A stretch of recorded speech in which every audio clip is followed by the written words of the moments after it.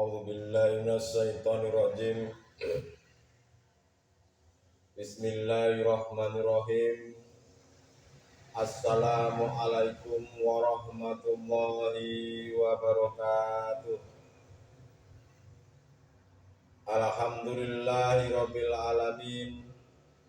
Wa bihi nasta'inu ala umuri dunya waddin. Asyhadu an la ilaha illallah wa asyhadu anna Muhammadan abduhu wa rasuluh. Allahumma shalli wa sallim wa barik alaihi wa ala alihi wa sahbihi ajmain. Alhamdulillah bahwa kesempatan pada hari ini kita masih diberikan kesempatan bertemu lagi. Semoga apa yang akan saya sampaikan menjadikan sebuah ilmu, di mana ilmu ini mudah-mudahan saya dan panjenengan semuanya bisa mengamalkan di dalam kehidupannya sehari-hari. Pada hari ini akan saya berikan tema yaitu budaknya Allah dan budaknya nafsu. Dalam hal ini kami akan menjelaskan perbedaan hati seseorang yang menjadi budaknya Allah atau menjadi budaknya hawa nafsu. Orang yang hatinya menjadi budaknya Allah atau barang siapa manusia yang hatinya Allah ini sebagai imamnya atau menjadikan Allah ini sebagai tuan rajanya, jelas sudah pasti Allah akan menempatkan hati ke dalam suatu cahaya yang sangat terang benderang, yaitu keluar dari kegelapan menuju cahaya yang sangat terang benderang. Kegelapan ini yang kami maksud adalah karena hati kita menjadi budaknya hawa nafsu, di mana hati ini selalu tergantung terhadap kesenangan duniawiyah. Akhirnya menjadikan hati ini gelap terhadap Allah, gelap terhadap Tuhan yang Maha Esa.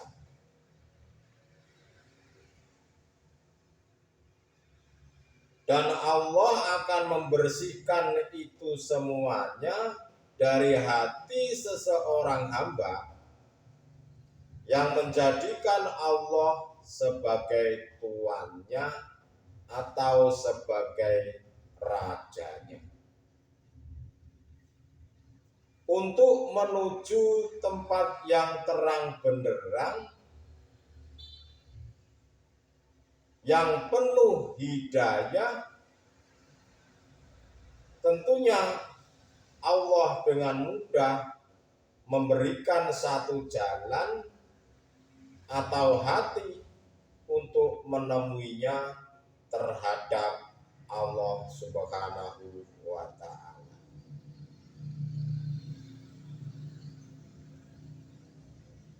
Hati manusia jikalau sudah menjadi budaknya Allah, pasti dimanapun kita berada, menghadapi situasi apapun, menghadapi kondisi apapun, Allah pasti selalu menjaga hatinya, selalu nyambung terhadapnya. Allah selalu menjaga hati untuk selalu makrifat terhadap Allah Subhanahu wa ta'ala. Ini adalah orang yang hatinya digunakan sebagai hati budaknya Allah.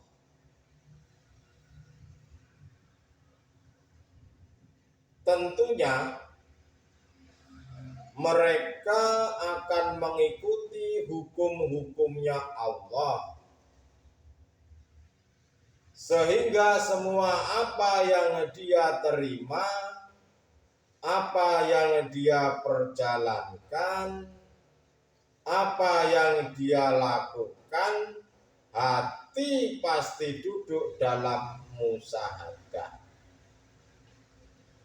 Pasti hati duduk dalam makrifat Allah. Ini adalah hati seseorang manusia yang menjadi budaknya Allah, baik perbuatan yang menurut hukum syariat dikatakan taat atau dikatakan maksiat, bahkan bala dan nikmatnya pun semuanya hatinya makrifat terhadap Allah. Dan hal ini tidak sama yang dialami oleh manusia yang sudah musyahadah. Apa maksudnya? Karena di dalam musyahadah sendiri, di dalam makrifat sendiri itu ada beberapa makom. Tiap-tiap orang pasti berbeda dalam makomnya. Ada yang ditaruh di makom fana, di mana dia cenderung banyak lupanya daripada ingatnya. Ada yang ditaruh di makom kamil, banyak ingatnya daripada lupanya. Dan ada pula yang ditaruh di makom bako. Nah, kalau di makom bako itu hamba seorang manusia tersebut selalu ingat kepada Allah 24 jam dalam keadaan dan kondisi apapun, baik dalam bekerja, beraktivitas ataupun dalam keadaan tidur. Itu selalu mengingat kepada Allah Subhanahu wa ta'ala, yaitu di makom bako atau makom kekal, makom kelangsungan. Saudara-saudariku dimanapun Anda berada, sekarang kita hatinya atau sekarang kita bahas tentang budaknya nafsu. Kalau tadi kan budaknya Allah, sekarang kita bahas budaknya nafsu. Budaknya nafsu itu budak seperti apa? Budaknya nafsu itu adalah seseorang manusia hatinya yang selalu menuruti hawa nafsu, yang hatinya selalu menuruti kesenangan-kesenangan duniawi ini. Tatkala orang itu hanya bisa berucap syukur jika mendapatkan kenikmatan, tetapi jika mendapatkan kesusahan, mereka kebanyakan menyalahkan Tuhan. Itulah yang dimaksud bahwasanya hati yang menjadi budaknya nafsu.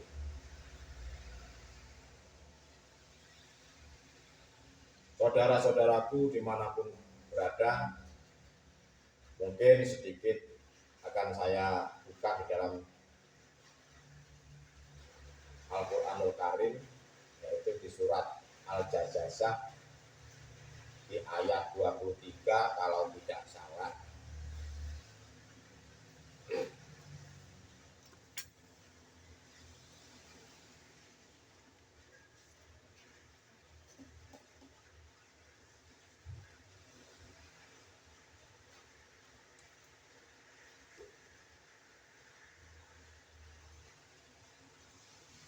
Di surat Al-Jaziyah ayat 23.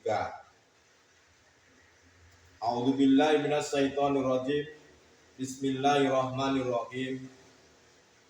Afaro aita manit takadha illahahu hawahu wa adallahu lahu ala ilmi wa qatama ala sam'ihi wa qalbihi wa ja'ala ala basarihi isyawa wa may yahdihi mim ba'dillah afala tadakkarun. Afaro aita, adakah kalian melihat manit takada, orang yang mengambil ilahahu Tuhannya, hawahu wa adallahu lahu, adalah hawa nafsunya dan Allah membiarkannya sesat atas dengan pengetahuannya, dan dia menutup atas pendengarannya dan hatinya, dan dia menjadikan atas penglihatannya tutup, maka siapakah yang akan memberi petunjuk padanya selain Allah? Mengapa tidak kamu mengambil pelajaran? Bahwasanya di sini adalah yang bermaksud orang menjadikan nafsu sebagai Tuhannya.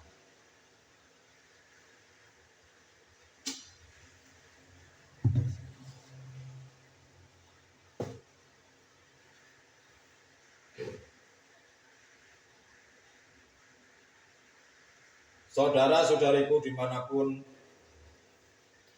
Anda berada, bahwasanya apa yang terkandung di dalam Al-Quranul Karim surat Al-Jaziyah ayat 23 adalah orang yang menjadikan nafsu sebagai Tuhannya, pasti hatinya akan tergantung kepada kesenangan-kesenangan duniawiya. Tatkala tidak sesuai dengan yang dia inginkan, pasti yang muncul di situ adalah amarah.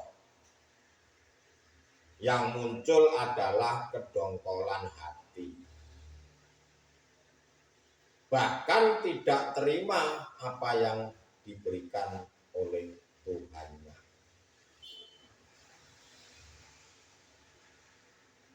Dia tidak akan bisa, dia tidak akan mampu terima, dan ini akan menjadikan penyakitnya hati, juga akan berdampak terhadap penyakitnya fisik jasmaniah ini. Itu pasti, apalagi selalu dipikirkan, kenapa kok saya hidup saya begini, kenapa kok saya memiliki nasib seperti ini.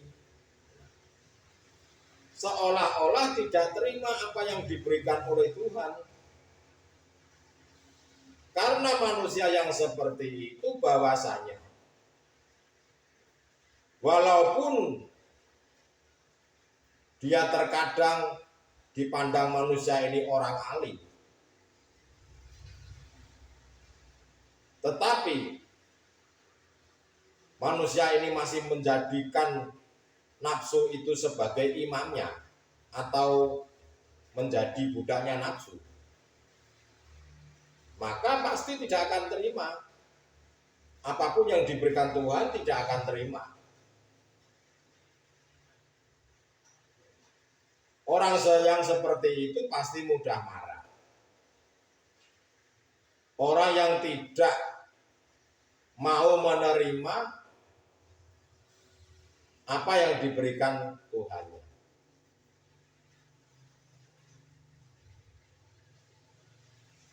Contoh, kalau dia ini tidak sadar bahwasanya mereka sudah bertuhan terhadap kesenangan duniawi ini. Mereka seolah-olah seperti orang alim. Mereka seolah-olah mengerti kitab. Mereka seolah-olah mengerti hadis dan lain-lain sebagainya. Tetapi jika manusia ini masih belum bisa membersihkan hatinya dari nafsu-nafsu itu, maka sudah dipastikan bahwa kesenangan-kesenangan duniawi ini sebagai Tuhan.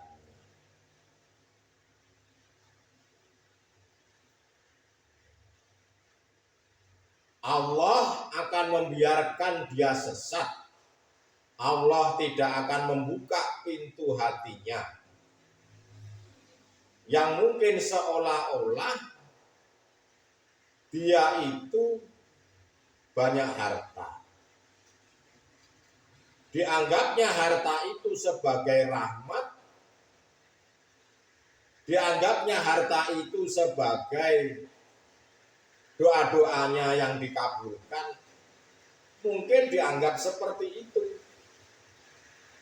Tetapi sejatinya itu adalah mudorot, bencana baginya, supaya hatinya itu tidak mengingat Allah.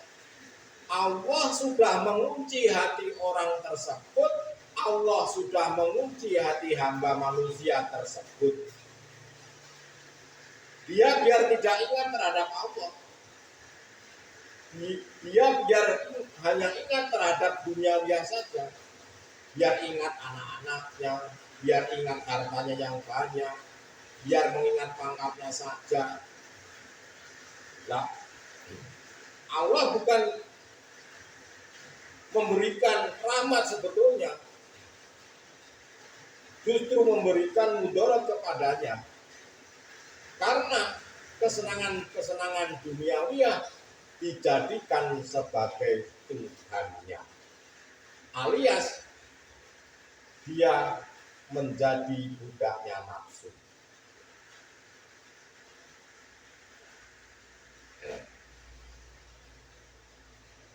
Allah akan menutup telinga manusia tersebut. Dia akan mengabaikan, dia akan menutup matanya tatkala ada ajaran-ajaran kerohanian seperti ini. Ada ajaran-ajaran atau penyampaian dinul haq seperti ini, kerohanian seperti ini, mereka menganggap bahwa ajaran-ajaran seperti ini, penyampaian-penyampaian seperti ini tidak penting. penting. Itulah sesungguhnya Allah sudah menutup hati mereka, menutup mata mereka, menutup telinga mereka, agar mereka lupa pada Allah dan hanya mengingat jasmani saja.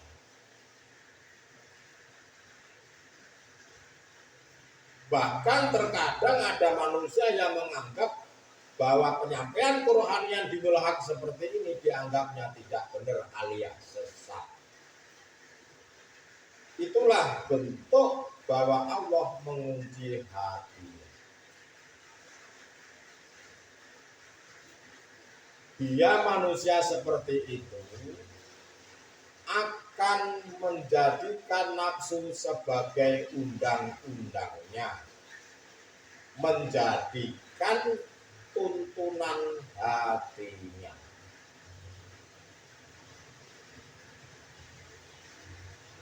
Hatimu dilarang oleh nafsu untuk mengingat Tuhan. Dan hatimu diperintahkan untuk selalu mengingat kesenangan-kesenangan duniawiah ini. Pertanyaannya, apakah hatimu seperti itu? Jawabannya ada di diri masing-masing. Jika masih, hanya satu jalan keluarnya, yaitu dirimu harus serius bahwasanya Tuhan itu adalah Esa. Dan beraninya dirimu, beraninya hatimu untuk meninggalkan kesenangan-kesenangan duniawiah ini. Saudara-saudaraku dimanapun Anda berada, sebetulnya jika manusia ini masih hidup, artinya itu belum terlambat. Itu pun kalau Anda percaya. Tetapi kalau sudah tidak percaya, ya bagaimana lagi? Namanya saja sudah tidak percaya. Ya kita biarkan. Yang terpenting kita sudah mendengarkan.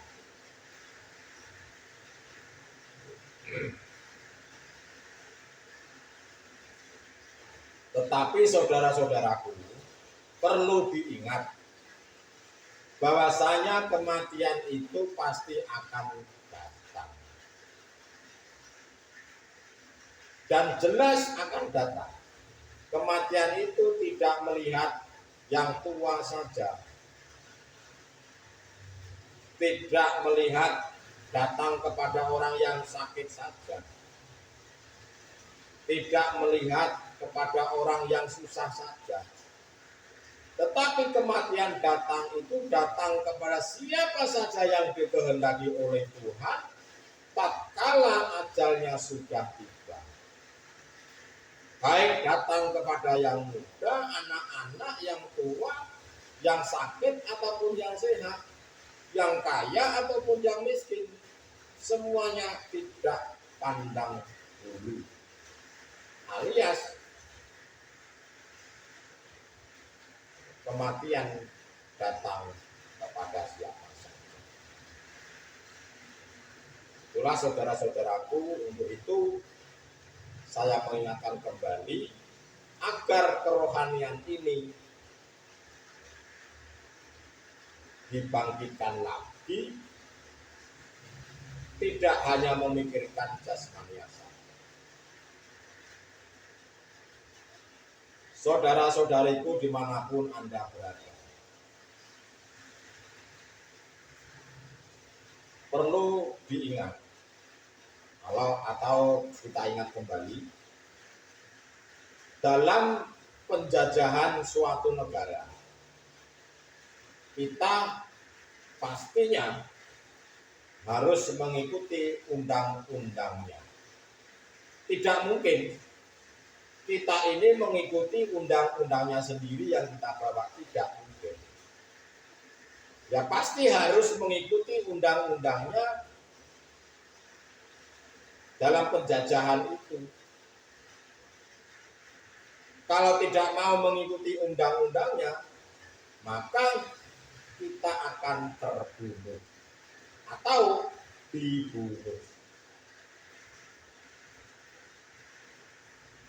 Ya kalau diri manusia ini tidak mau terus-menerus dijajah, yang seharusnya yang ia lakukan, ya harus melawan penjajahnya itu. Seperti halnya dalam hati manusia ini.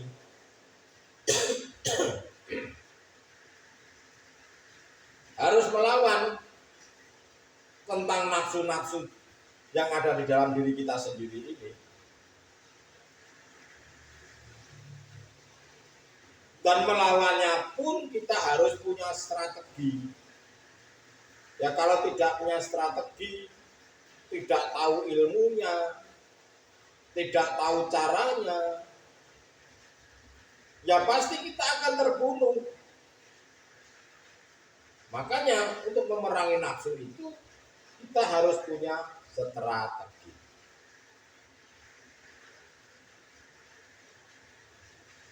Lalu siapa yang bisa mengalahkan nafsu? Lalu siapa yang bisa membunuh nafsu? Yang bisa membunuh dan mengalahkan nafsu hanyalah Allah Subhanahu wa Ta'ala, atau Tuhan yang Maha Kuasa. Ya kita harus mengikuti Allah itu sebagai imam kita. Jangan mengikuti nafsu itu, tapi ikutilah Allah itu sebagai imam kita. Mana yang dilarang ya kita tinggalkan, baik secara syariat atau hakikat. Mana yang diperintah itu ya harus dilaksanakan. Kalau secara hakikat itu mudah. Tinggalkanlah nafsu atau bunuhlah nafsu, dan hatimu ini selalu condongkanlah hatimu terhadap hidup. Di segala hal apapun, baik situasi ataupun kondisi apapun, hatimu selalu condonglah kepada Allah.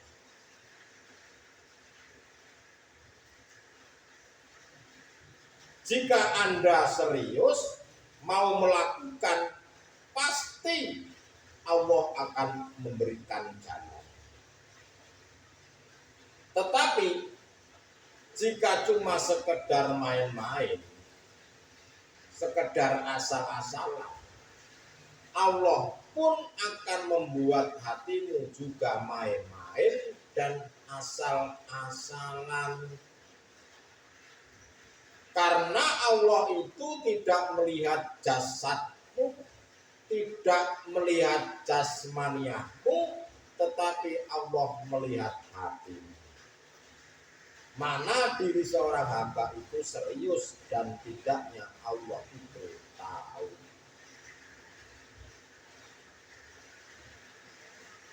Lekaslah engkau kembali kepada Tuhanmu, yaitu Tuhan yang Maha Esa.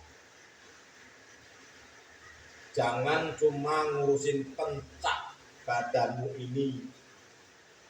Jangan hanya ngurusin pencaknya saja, pencaknya jasmaniah ini saja. Jangan. Tapi perhatikanlah dirimu, perhatikanlah rohaniahmu itu sudah baik atau belum. Karena rohani itu menentukan hidupmu selamat di dunia dan akhirat. Lebih-lebih di akhirat. Kalau dirimu, khususnya untuk saudara-saudaraku, jika hanya memperhatikan pencaknya saja, ngapain? Bahwa hidup di dunia ini tujuannya adalah mengabdi kepada Tuhan saja. Titik, tidak pakai koma. Apakah tidak boleh, Mas? Saya pencak. Ya boleh, tetapi jangan hanya memperhatikan itu saja. Perhatikanlah kerohanianmu supaya menjadi benar-benar manusia berbudi luhur. Boleh pencakmu apa saja boleh, tetapi condonganlah hatimu terhadap hidup, terhadap Allah Subhanahu wa Ta'ala. Itu yang kami maksud. Semoga saudara-saudaraku paham. Semoga saudara-saudaraku mengerti apa yang saya sampaikan dan tidak gagal paham. Saudara-saudaraku dimanapun kita berada, kita manusia ini pasti akan menyesal. Tak kala manusia ini hanya memperhatikan jasmani saja. Tatkala manusia ini menjadikan nafsu itu sebagai imannya,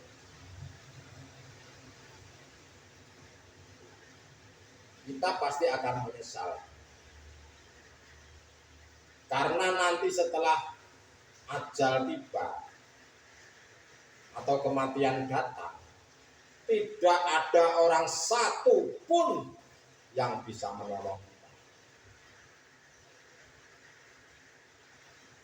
Bahkan amal-amaliyah yang kita anggap itu bisa menyelamatkan kita, tatkala amal itu tidak diberikan ruh,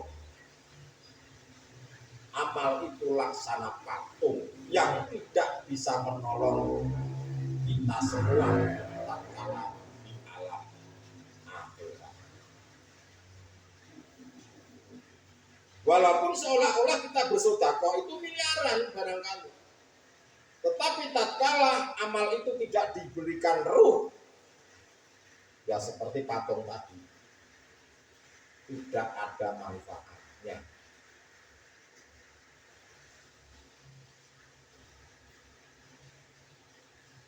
Bahwasanya akhirat itu kekal abadi. Jangan kita korbankan akhirat ini dengan duniawiya. Satu harinya akhirat itu kalau dibandingkan dengan duniawiya ini, kalau dibandingkan dengan dunia ini, itu 50.000 tahun. Tidak ada seujung kukunya. Kenapa kita saudara-saudara kita semuanya hanya memperhatikan jasmani saja, tidak memperhatikan rohani? Untuk itu kami seperti ini ya bermaksud mengingatkan bagi yang mau, tapi kalau tidak mau ya sudah. Memang berat kalau kita anggap berat, tetapi kalau dianggap ringan ya ringan. Tergantung niat seseorang tersebut, apakah benar-benar ingin kembali kepada Allah atau tidak. Apakah benar-benar Allah itu sebagai imamnya atau tidak. Ya itu saja pertanyaannya. Kalau untuk jawabannya ya diri kita masing-masing yang bisa menjawab.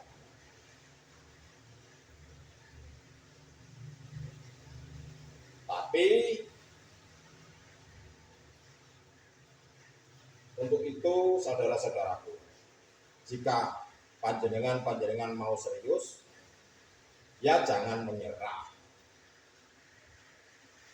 Harus betul-betul, harus kita tahu ilmunya. Kita lakukan, kita laksanakan, kita praktekkan, syukur-syukur kita amalkan. Kalau kita sudah tahu bagaimana kita itu bisa kembali kepada Allah, ya tularkan kepada saudara-saudara kita yang belum tahu. Jangan hanya dipakai sendiri. Apakah kita ini ingin hanya masuk surga sendiri? Ya tidak. Paling tidak ya kasih tahu kepada saudara atau keluarga atau siapa saja. Untuk itu saudara-saudaraku, hari ini apa yang saya sampaikan yaitu dengan tema budaknya Allah atau budaknya nafsu. Kesimpulannya adalah bahwa manusia ini tatkala masih menjadikan nafsu itu sebagai imamnya, maka dia tidak akan pernah menemukan kedamaian, dia tidak akan menemukan kesenangan baik di alam dunia, lebih-lebih di alam akhirat.